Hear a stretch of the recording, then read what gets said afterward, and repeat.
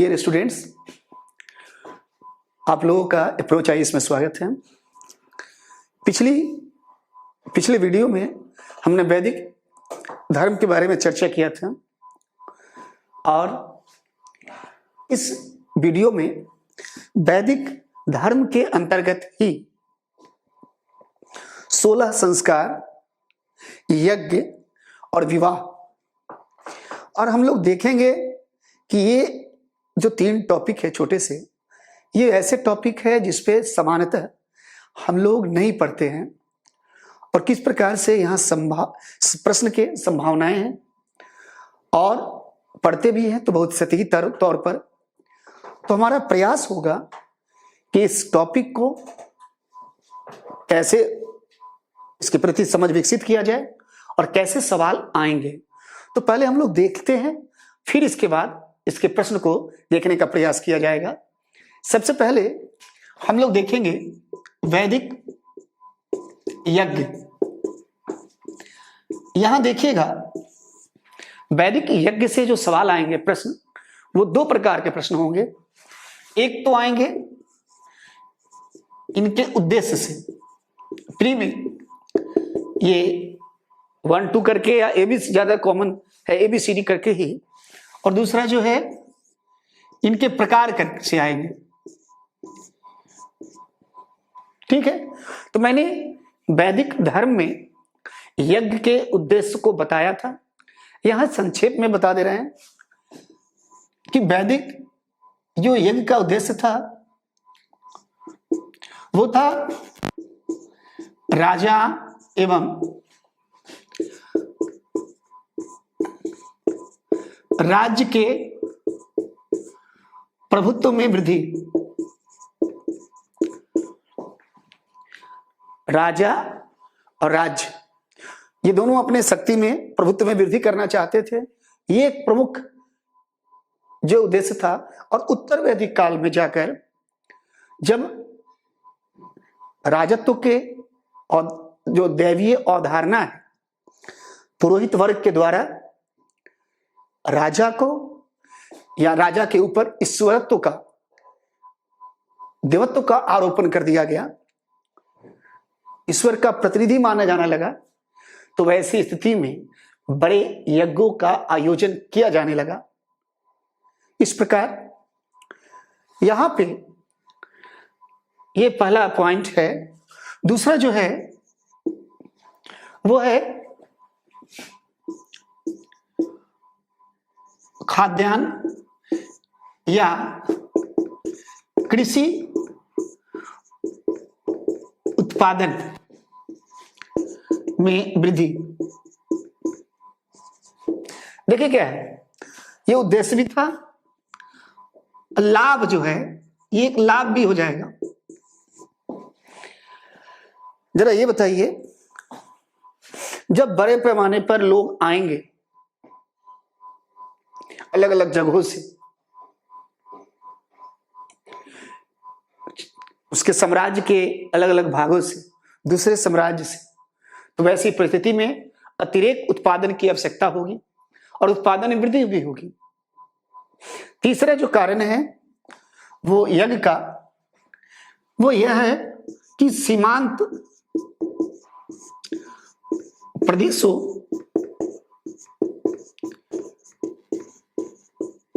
में रहने वाले शासकों के मध्य प्रभुत्व में वृद्धि।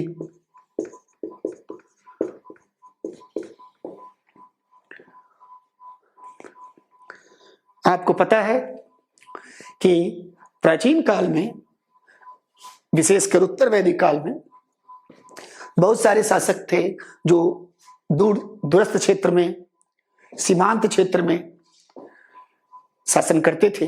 तो जो मुख्य केंद्र का जो राजा है, जो शासक है, उसका उद्देश्य क्या होगा कि वो जो दूरस्थ क्षेत्र में है उस पर नियंत्रण स्थापित किया जाए, अपने प्रभुत्व में वृद्धि किया जाए। तो यज्ञ उसका भी माध्यम है। यज्ञ का उद्देश्य के साथ साथ इनके कुछ लाभ भी हैं। जैसे मैंने बताया, कृषि उत्पादन के साथ साथ चिकित्सीय, यहां आप लाभ बता सकते हो, ये आ सकता है प्रश्न।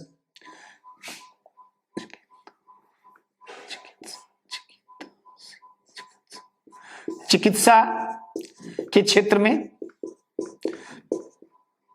ज्ञान वृद्धि या प्रगति। दूसरा,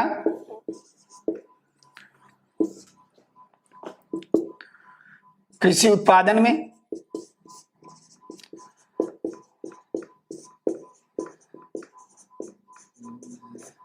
और तीसरा,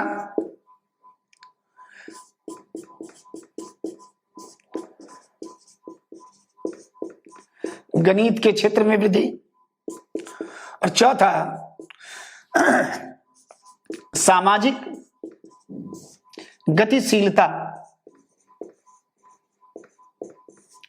में वृद्धि। अब देख रहे हैं, उद्देश्य आ सकता है और इसके साथ साथ लाभ भी आपसे पूछ सकता है कि पॉजिटिव क्या हुआ, सकारात्मक चीज क्या था यज्ञ से। ये दो सवाल आपके बन सकते हैं। एक समस्या क्या हो रहा है, जब हम प्री पढ़ते हैं तो आज एक सबसे बड़ी समस्या है छात्रों के बीच कि वो मेंस पढ़े बिना 2-4 महीना 6 महीना पढ़ते हैं और प्री देना शुरू करते हैं।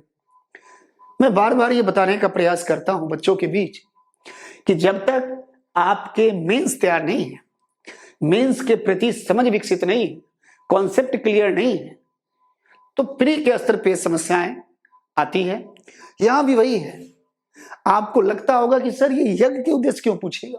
अब सवाल देखो यूपीएससी का, जो सवाल होते हैं, बहुत सारे सवाल ऐसे हैं कि जब तक मेंस के स्तर पे कॉन्सेप्ट क्लियर नहीं है, सवाल नहीं बनेंगे आपसे।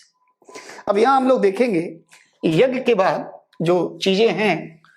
देखिए, सामाजिक गतिशीलता का मतलब ये होता है कि जैसे आप देखते हो, यज्ञ होगा तो अलग अलग समुदाय के लोग, वर्ग के लोग, क्षेत्र के लोग एकत्रित होंगे, तो उनमें क्या है, गतिशीलता आएगी, उनके ज्ञान में वृद्धि होगी।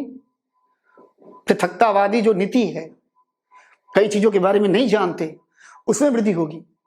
तो यज्ञ के ये महत्व है। अब हम लोग देखेंगे जो सबसे फर्स्ट जो यज्ञ है वो है राजसूय यज्ञ। अब देखिए, ये राजसूय यज्ञ नाम से ही है। ये होते कब है, राज्याभिषेक के अवसर पर, राज्याभिषेक के अवसर पर। दूसरा है, किसी शासक के राज्याभिषेक के अवसर पे राजसूय यज्ञ होता है। दूसरा है राजसूय यज्ञ के साथ साथ कि इसमें राज्याभिषेक के बाद इसमें बहुत सारे संस्कार होते हैं। जैसे पहला संस्कार है अभिषेक संस्कार। तो अभिषेक संस्कार क्या है, सवाल पूछेगा अभिषेक संस्कार किससे संबंधित है, तो राजसूय यज्ञ से। तो 17 प्रकार के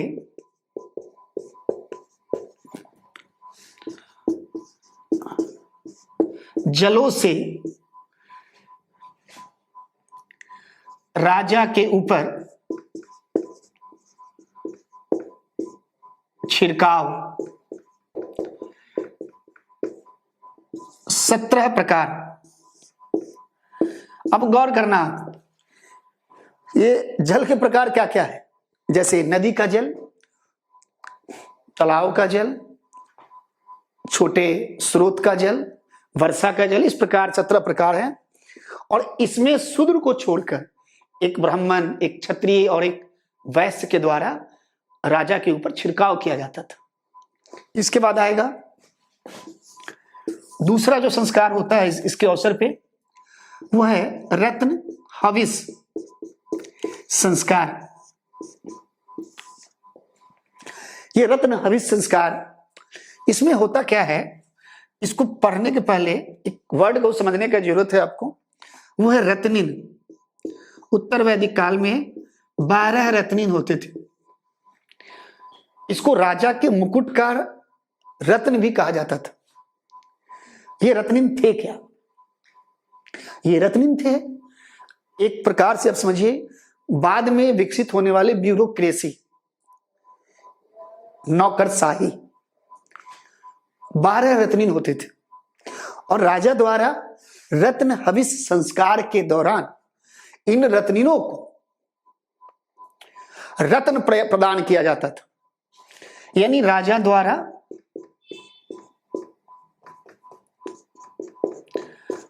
रत्निनों को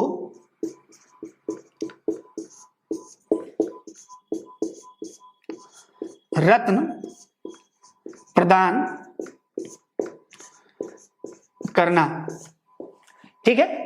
राजा द्वारा रत्निनों को रत्न प्रदान करना। अगर अंदर नहीं भी ज्यादा पता होगा तो बहुत ज्यादा परेशान नहीं होना है, ऊपर जरूर पता होना चाहिए रत्न हविष किससे रिलेटेड है, तो वो ऑप्शन में आपका बन जाएगा। तीसरा जो है वो जो संस्कार है वो क्या है, ये अधर्वयु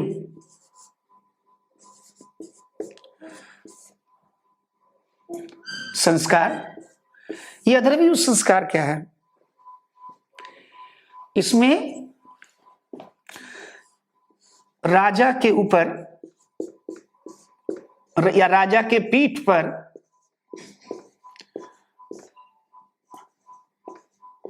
छरी से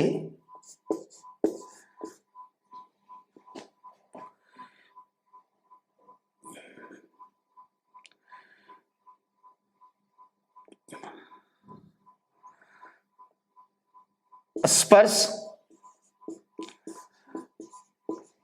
करने की परंपरा।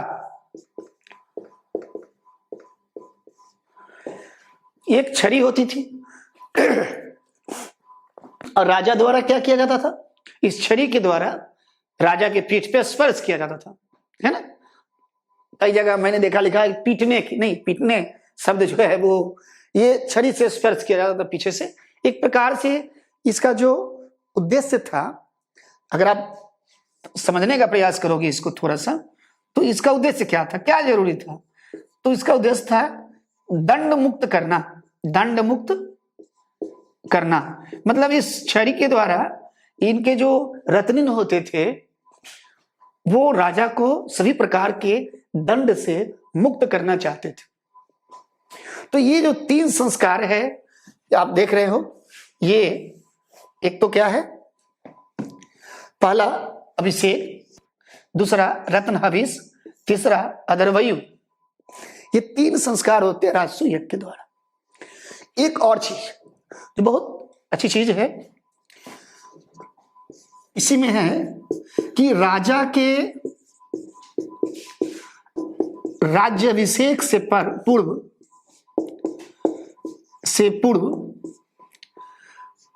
इंद्र एवं वरुण की पूजा होती थी।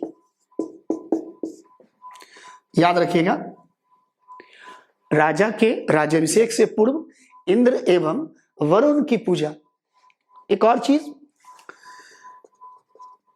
इसमें एक स्नान होता था जिसका नाम है यव ब्रे या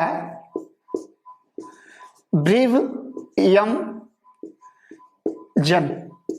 ये थोड़ा अटपटा सा नाम लगता होगा आपको, कई चीजें केवल 1-2 बार पढ़ने की जरूरत है, याद रखने की जरूरत नहीं होती है, ज्यादा समझने का प्रयास कीजिए, वो ऑप्शन में लग जाएगा। ये स्नान था जिसका उल्लेख क्या है, एहोल अभिलेख।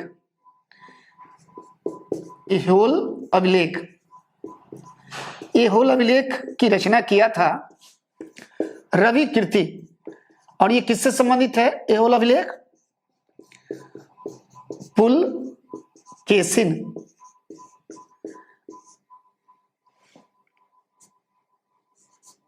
सेकेंड याद होगा, चालुक्य वंश का बादामी के या वातापी के चालुक्य का शासक था पुलकेशिन सेकेंड। और इसके अभिलेख में यह वर्णन है कि ब्रिव यमजन या अवभृ स्नान जो है वो राजसु यज्ञ के दौरान राजा द्वारा किया गया स्नान होते थे। ये कितने दिन चलते थे? ये 2 वर्ष, ये 2 वर्ष चलते थे, 2 वर्ष तक चलने वाला यज्ञ है। और इसमें एक और चीज है, इसमें पासे का खेल, कई बार धुत क्रीड़ा होगा, देखिएगा महाभारत जब देखोगे आप तो उसमें एक शब्द का इस्तेमाल किया होगा, धुत क्रीड़ा। धुत क्रीड़ा इसमें सबसे महत्वपूर्ण अगर आपको याद रखना है, देखिए मैं जब बताता हूं तो बहुत ध्यान देना है, सबसे महत्वपूर्ण चीज जो है इसमें अगर आपको याद रखना है तो ये पासे का खेल। दूसरा याद रखना है रत्न हविष संस्कार। तीसरा अधर्वयु जो है याद रखिएगा, केवल वर्ड याद है तो भी काम चलेगा।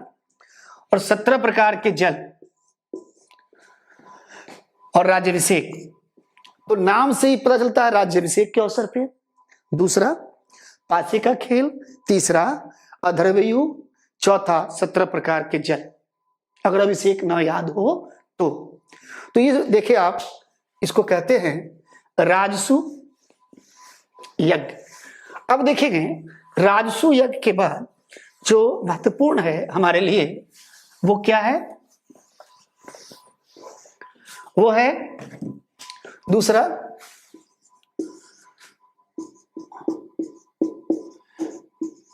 वाजपेयी यज्ञ। अब देखिए ये वाजपेयी यज्ञ का जो उद्देश्य था वो क्या है? शासक एवं राज्य के प्रभुत्व में वृद्धि। देखिए ये बहुत मेन है, इसको आप याद रखना, क्योंकि जब 4 यज्ञ है महत्वपूर्ण, एक तरफ यज्ञ, दूसरी तरफ उद्देश्य, तो राजसु यज्ञ का क्या है? सॉरी, ये वाजपेयी यज्ञ का शासक एवं राज्य के प्रभुत्व में वृद्धि। और इसको पुनर्यौवन यज्ञ भी कहते हैं, पुनर्यौवन यज्ञ भी कहते हैं, क्योंकि राजा को एक प्रकार से पुनर्यौवन का मतलब क्या है? एक प्रकार से शक्ति प्राप्त होता है, फिर से उसके प्रभुत्व में वृद्धि होती है, इसलिए कहा गया पुनर्यौवन यज्ञ। इसमें ये कितने दिन तक चलता है? 17 दिनों तक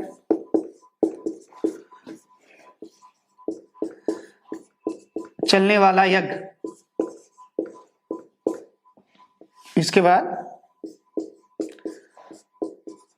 17 प्रकार के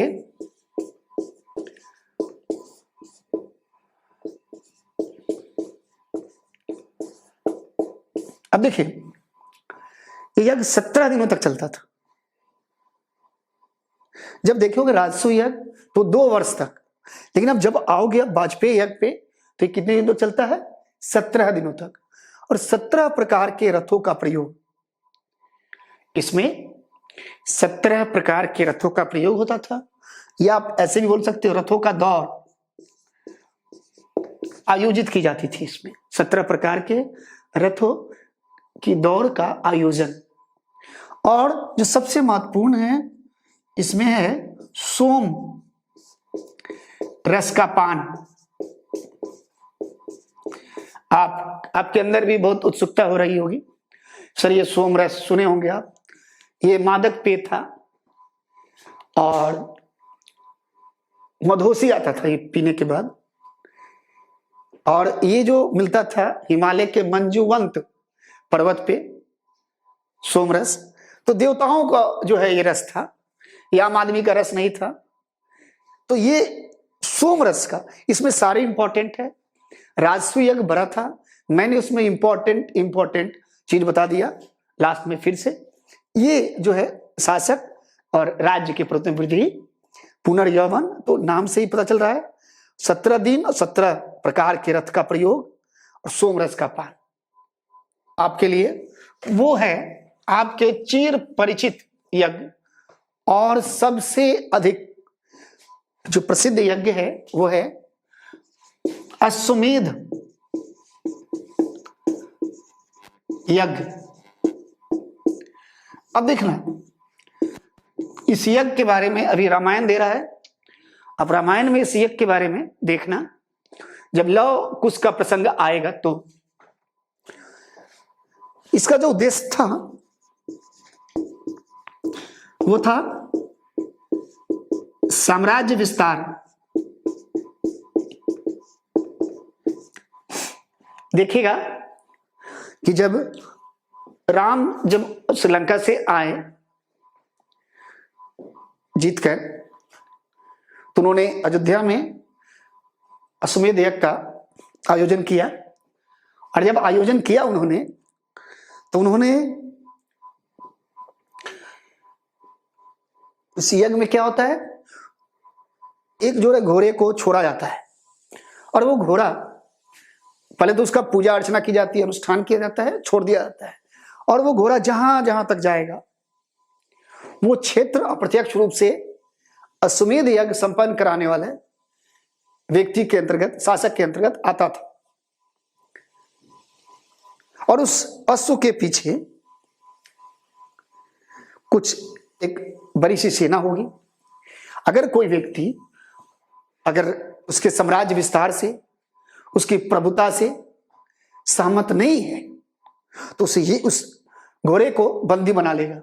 और इसके बाद क्या करेगा, बंदी बनाने के बाद उस सेना से युद्ध करेगा।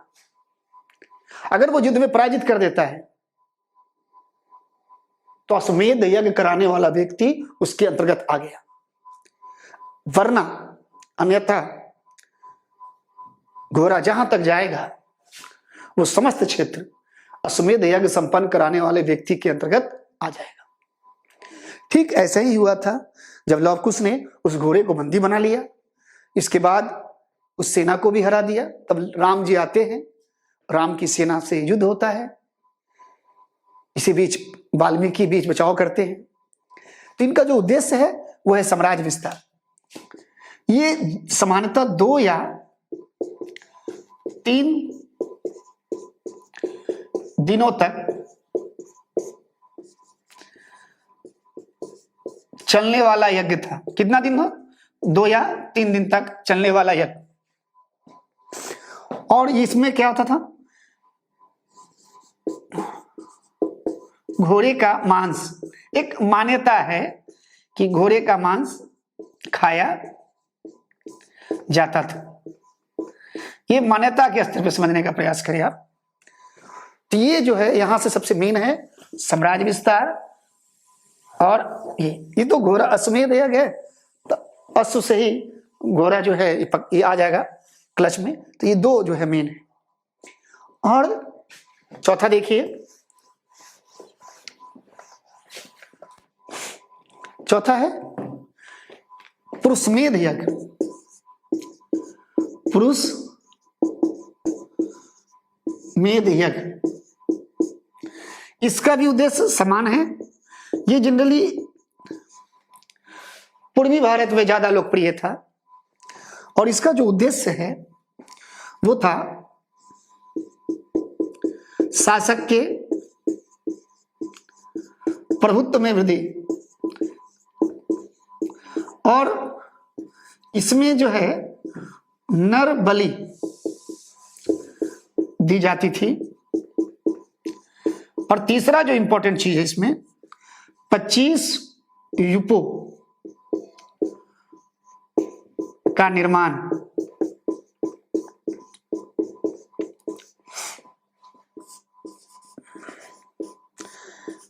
देखिए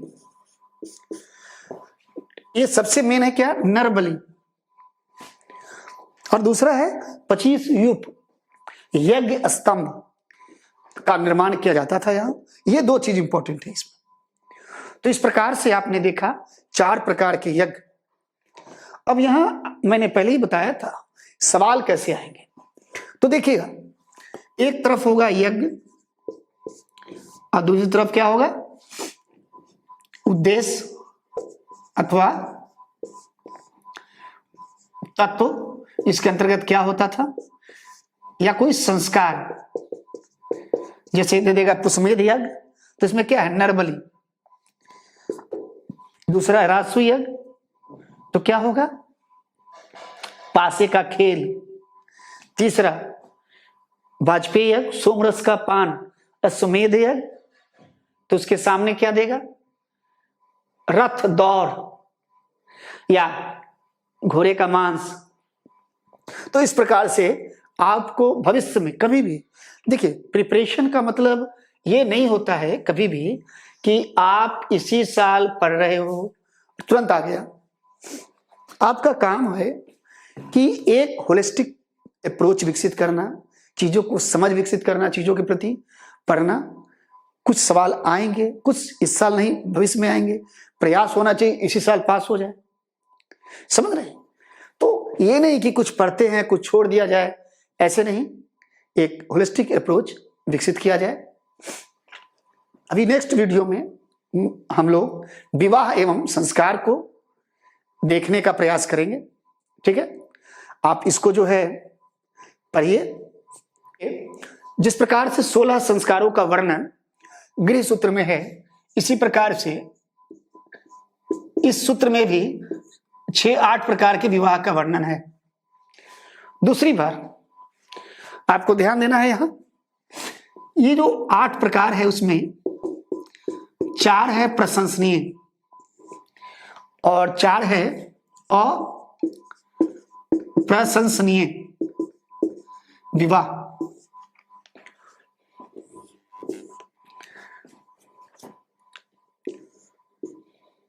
पहला है, देखिएगा, प्रशंसनीय विवाह में ब्रह्म विवाह,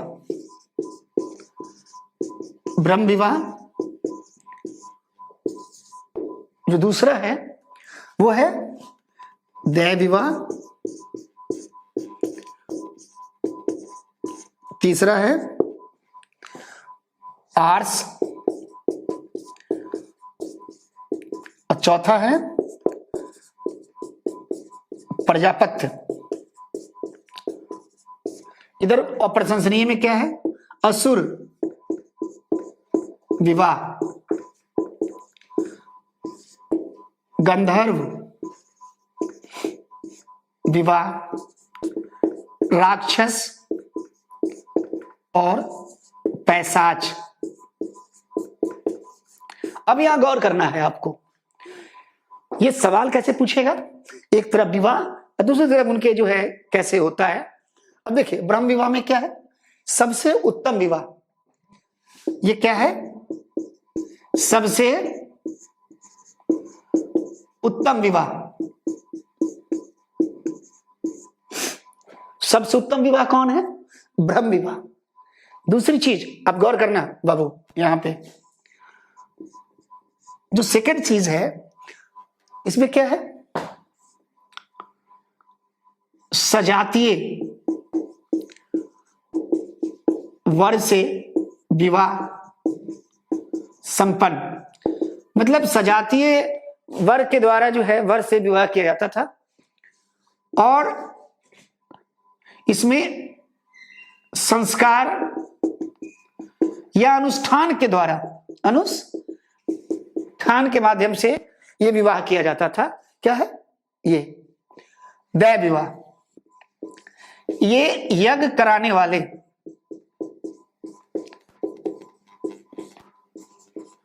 पुरोहित के साथ विवाह। आपको पता है पहले क्या होता था, वैदिक काल में किसी पुरोहित के साथ अगर यज्ञ संपन्न हुआ, कोई पुरोहित अगर यज्ञ करवाया, तो कई बार या तो पुरोहित की डिमांड होती थी, और कई बार होता क्या था कि जो यजमान होते थे वही खुश होकर अपनी कन्या का विवाह इनसे करते थे, दय विवाह। आर्ष विवाह में क्या होता है, वर से एक जोड़ी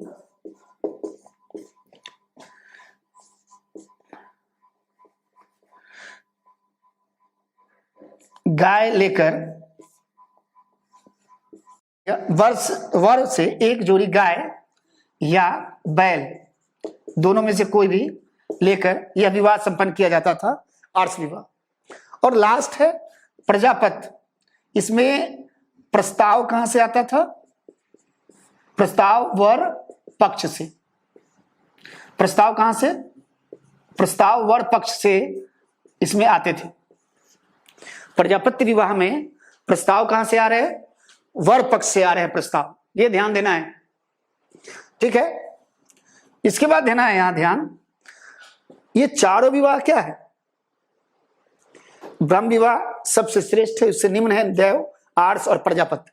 और सूर्य विवाह, इसमें आज भी कई जगह होता है, कन्या का क्रय विक्रय, कन्याओं का क्रय विक्रय होता है असुर में। गंधर्व, इसको आप कह सकते हो प्रेम विवाह, आज प्रचलित है ये। राक्षस विवाह, इसको आप कह सकते हो अपहरण या बलपूर्वक किया गया विवाह, किया गया विवाह। और लास्ट है, ये राक्षस विवाह का उदाहरण कृष्ण रुक्मणी का विवाह भी कह सकते हो, और पृथ्वीराज संयोगिता का विवाह, कृष्ण रुक्मणी और पृथ्वीराज संयोगिता का विवाह। और पैशाच विवाह में क्या है, छल या सोई हुई, सछल या सोई कन्या के साथ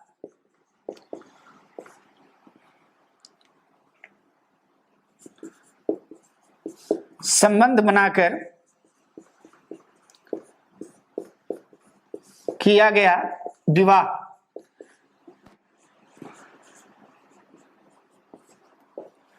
तो यहां से केवल एक ही सवाल आएगा, कभी भी आएगा, एक तरफ विवाह और दूसरी तरफ ये तत्व जो है, और बहुत आसान है, दो याद रखना है, एक तो प्रशंसनीय और अप्रशंसनीय, और दूसरा ये, इसमें एक कई बार आपको जानना चाहिए अनुलोम विवाह और प्रतिलोम विवाह क्या होता है, और मुझे लग रहा है आपको पता होगा।